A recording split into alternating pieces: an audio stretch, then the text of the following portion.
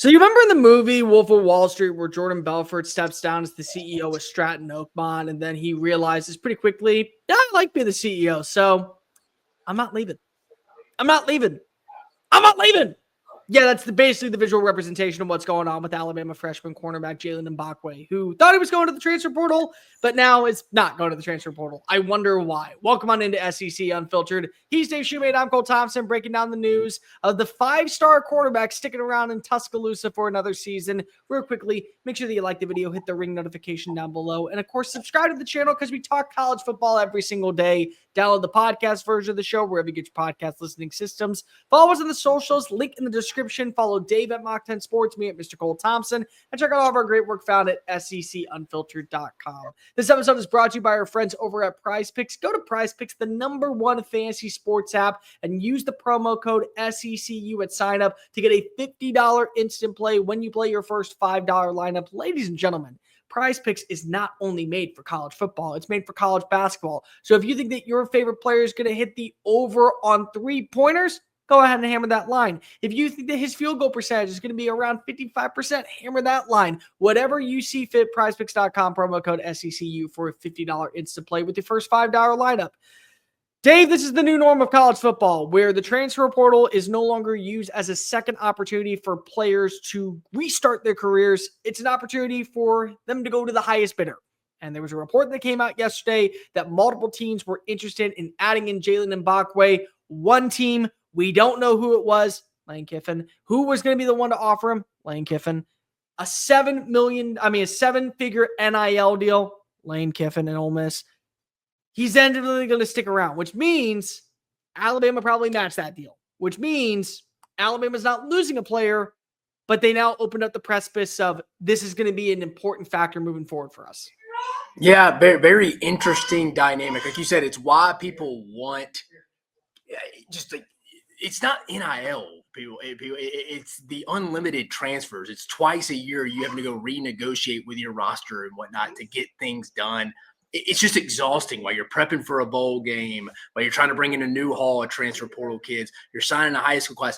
This is the stuff no one wants to kind of go about. And unfortunately, a little bit, like I think two things can be true at once. You can be fired up about this take, but at the same time, you're opening up a can of worms. Again, we weren't in these conversations with Courtney Morgan or Kalen DeBoer with this, but it kind of seems like you open up the can of worms, right? If you don't really like your situation, if you want to get some reps on offense, which it sounds like in Jaylen Mbakwe wanted, because remember, he played quarterback out of high school, wants some run at wide receiver.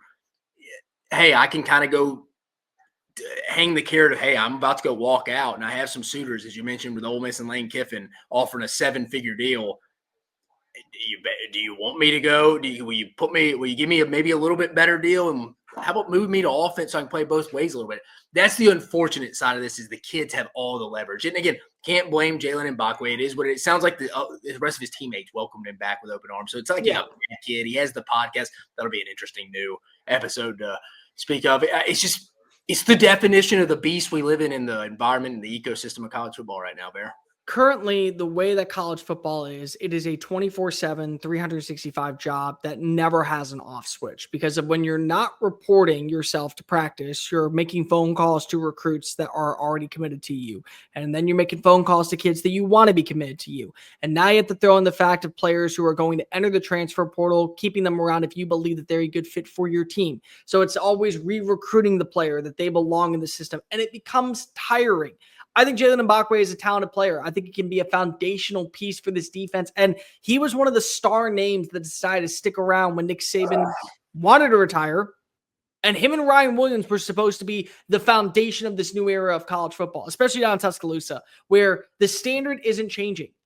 But the fact of the matter is that you're now seeing scenarios where players are going to hold the power and say, if you don't give me X amount of reps and X, Y, and Z and NIL funds, I know a program that will. I know a program that's going to give me my opportunity to do what I want. And that's not the way college football works. Guys, I understand the Travis Hunter stuff. I completely get that Travis Hunter changed the game by being a player that went on both sides. And I'm not saying that Jaylen Mbakwe can't have reps on offense. But you don't do that in the SEC the way that you do it in the Big 12. Your body won't be able to withstand it. And so if that becomes a steel breaker for him, and that becomes something that is such a major factor, then that's something that isn't needed at a place like Alabama. Because what happens is if you give him too many reps on offense and you need him on defense and he hurts himself offensively, well, now you shoot yourself in the foot on both sides of the football in a year that you need sustainability. So it's just very frustrating. And it's got to be very frustrating for Jaylen Mbakwe. It's got to be very frustrating for Courtney Morgan because I understand the process of making sure you bring in the right personnel. You bring in the people that are meant to be a part of this squad, but also you got to do what's best for your team. And at the same time, it's Alabama. It is. And I'm not trying to go ahead and call out Alabama because of it is a pinnacle program in the industry. But this is a kid that grew up watching Alabama football. He wanted to be the next Pat Surtain. He wanted to be the next D. Milner. He saw what DeRay Kirkpatrick was able to do when he was playing out in Clark County. And so it's like, there's a certain standard about playing for your state school and being a part of this organization, which ultimately I think is frustrating. The good news is that tweet that we saw last night, very cryptic message from Ryan Williams that was meaning, bingo, we're getting the resources flowing. We're having dialogue to keep him here, which probably means the only I would think sources of all of this, Dave, is that Ryan Williams and Jaylen Mbakwe are staying. Neither will enter the transfer portal. Neither are intending to leave this program anytime soon. Yeah, I totally agree with you. And it seems like Kalen DeBoer's taking a little bit of a different approach than Nick Saban did from a standpoint of he's willing to bring kids back. Not similar situation, but Caden Proctor did it last year. His wasn't from like a negotiation. He wanted more like money. And again, I don't think Mbakwe was even asking for the same amount of money Ole Miss was offering reportedly. I think he just wanted his deal to be a little sweeter, maybe not as sweet is Ole Miss, just because he probably at heart, like you mentioned, an Alabama kid, didn't want to leave, has buddies in the same class as him. You mentioned Ryan Williams. But it shows Kalen DeBoer, I mean, it's just a different day and age. He's open to bringing kids back who have left. I think some coaches are getting a little bit more comfortable in doing stuff like that. Right, wrong, or indifferent. I think it's just kind of different strokes for different folks. I'm surprised. Like I mean, you previewed earlier, Kirk Ferentz is probably not all about that. If you leave the program, it's probably hasta la vista, see you later, brother. Again, maybe you have to be a little bit more loose in your ways now from a standpoint of being a little bit more open, as long as they didn't completely end on a bad note. I mean, we got a guy in the portal now, Omega Blake. It could potentially go back to South Carolina. Does he probably end up there? No, but it would be a situation that's not foreign now. So we see this now. It just adds a totally different dynamic to college football in general. These kids potentially coming back. I know Barrett Alexander was blowing Georgia up trying to go back, and Kirby Smart told him no. And that's a team that needs some interior defensive linemen. So I think sometimes it's just different strokes for different folks who's willing to bring kids back into the program. And again, like I mentioned, prefacing, the Caden Proctor situation to this is different. Caden Proctor was from Iowa. I think got a little homesick. His wasn't even a playing time. No.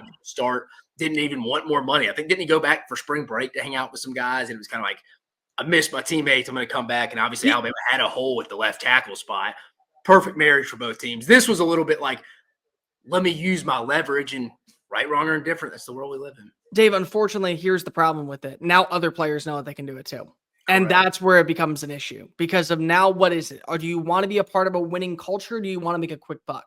And maybe that's fair when it comes to a program, say, like a Vanderbilt, swinging big for one guy. But that one guy better meet every single expectation that is set on the dotted line when he signs an NIL deal. And that's not college football. What that is it's the NFL. How many times do we watch in the NFL on Sundays a player that left a really good team, a team that was on the verge of going to the Super Bowl, signed with a 3-10 roster, but they're making $40 million. So it's okay because they're getting compensated. Is that what you want? Isn't the goal to be better prepared for the NFL? Isn't the goal to win conference championships, go to the college football playoff, and put yourself in a national championship perspective? You go into a program that is going to pay you a little bit more than an Alabama or a Texas or a Texas A&M or an LSU because of you want to be the dude. Maybe that's fine in some cases, but in others, why not win a title and be okay with being a part of a system? And now we're going to use this as leverage because what Jaylen Mbakwe did, which I completely understand if you're trying to go ahead and figure out what is your value on the transfer portal, what is your value elsewhere, you've opened opportunities for other players to use this to their advantage. And that's where it becomes an issue. Because if you will see a 5-star that wasn't even planning on entering the transfer portal, say to Jaylen DeBoer and Courtney Morgan, okay, well, he got this. I want that. Well, we can only afford one of you. All right, cool. I'm going to go to the school that he was going to go to. And they'll gladly take him. And that's the issue. When you open up Pandora's box, you should have had this behind closed doors. You shouldn't have told the people who write the big promos and do the big cool graphics that you're going to belong now on the transfer portal. Because now it's out in the open, and now everyone realizes you kind of decided to have a little temper tantrum on things that were going wrong, yet now you're going back to the school. It's a good win for Alabama. They're keeping one of the best players that decided to stick around for the long haul. But still, you're opening up a big-time problem in the sport. And there's no regulation, basically, it's legal. It's legal to throw these type of temper tantrums and put yourself in a situation where maybe you go into a bidding war, and instead of trying to play for a championship, you go to the person that offers you the most money. Yeah, I mean, the amount of calls. Probably Courtney Morgan hadn't probably been off the phone since last night when all this broke out. So, yeah, wild times in college football now. I mean, does this count for Alabama's portal rankings, Bear? He didn't officially go in, but he's a portal addition because of technically he said that he was going to go into the portal, and now he's saying now I'm not. So you keep a player. I mean, it's not going to go towards portal rankings. It does for me. It does 100% for me, keeping a guy around.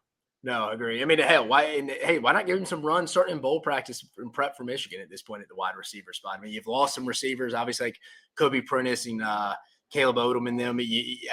Why wouldn't you just give him some run in this practice and then probably give him some run just to see? I mean, it's almost like an exhibition preseason game, some of these at some point. Again, you obviously want to go win the football game. Alabama wants to continue its streak of 10-win, double-digit win season since 2007. But still, I'll be interested to see how he is because he has an instinct. He's almost more instinctual on the offensive side of the ball because it's where he's used to playing. Dave, in 12 games this past year, he totaled 221 snaps, 12 tackles, and an interception. He's a really good player. He's going to be a part of the foundation. I do want to get your thoughts on this before we get on out of here. Do people who have an issue with the current stats of college football, where everything is about the monies and nothing is about the on-field play, have a point when it comes to Jaylen Mbakwe deciding to say he's entering the portal, and 24 hours later, a new deal is written up. He's back for 2025. Do they have a gripe, you're saying? Do they have a reason to now have a legit gripe? Because I think two, again, me and you say it all the time. Two things can be true at once. They definitely have a gripe, but it is what it is. It's the game now, the quote unquote, not the football game, just the game of the system playing within the game of how things. I mean, the kids have so much. They went from having essentially no leverage to having way too much leverage. When we have to get this thing back into the center, where again, I've said it all the time, it's not NIL, guys. No one is against these kids getting paid. I mean, they've always been getting paid under the table. It is what it is. Well, I think the true definition of name, image, and likeness, nobody is opposed to that. If Cole Thompson at Thompson Tech gets the Thompson Tech burger sold and he gets 5% of those earnings each time, who the hell? I mean, it's capitalism, unless you're just against capitalism. But I think the transport of having unlimited transfers is what kills everybody, and everybody hates. Like, come on, man. There's got to be almost like if you transfer, you got to sit out a year. If you go play immediate, you lose your year of eligibility. Like, it's got to be something. There's got to be some punishment. It can't be unlimited transfer. It's impossible to navigate this. I understand these coaches are paid a lot of money to do it, so there's not a lot of time. You see Kenny Dillingham. He didn't really complain about it. But also, I think a lot of coaches who do complain are also right as well. It's just we got to get back in the middle. The players didn't have a lot of leverage at one point. Now they have way too much. We got to get in the middle, and it's not name, image, likeness. It is for sure the unlimited transfers that kills this thing. Because think about it. Ole Miss wouldn't even have reached out to this kid if he couldn't transfer. And he couldn't transfer. Maybe he just had he's a freshman, so maybe he had his one-time transfer. Right, but after that, I mean, I'm for, hey, you either sit out a year or you pick or choose. If you want to play immediately, you go, you lose a year of eligibility. Like, I'm for that. I'm for you get one transfer and that's it. Then afterwards, you have to sit out for a year. If you're a senior, you got to sit out for another year. So congratulations. You're completely out for it. And by the way, I'm also for now when you sign these regulation contracts for NIL, they're like a contract in your job. Yeah. You have to give back money if you leave the school on your you got to give the buyout back. You got to get the buyout back. It's a job. If we're going to treat college football players like it is a job, you got to honor your contract. So if an NIL deal says that you're here for 2 years on this current deal, you're here for 2 years or you're giving back the money. You don't get to have your cake and eat it too. I completely understand why there needs to be more regulation surrounding this. But Jaylen Mbakwe back for Alabama. The Tide's still rolling going into the ReliaQuest Bowl. All things are good in Titletown. He ain't leaving. But I think that we're all getting pretty sick of this stuff. Make sure that you like the video, hit the ring notification down below. Make sure that you follow us on all the social channels, TikTok, Facebook, Instagram, Twitter at SEC Unfiltered. Download the podcast version of the show and check out all of our great work found at secunfiltered.com. Until next time, he's Dave Shumate, I'm Cole Thompson, and just remember, the transfer portal truly is college football's free agency. Bye.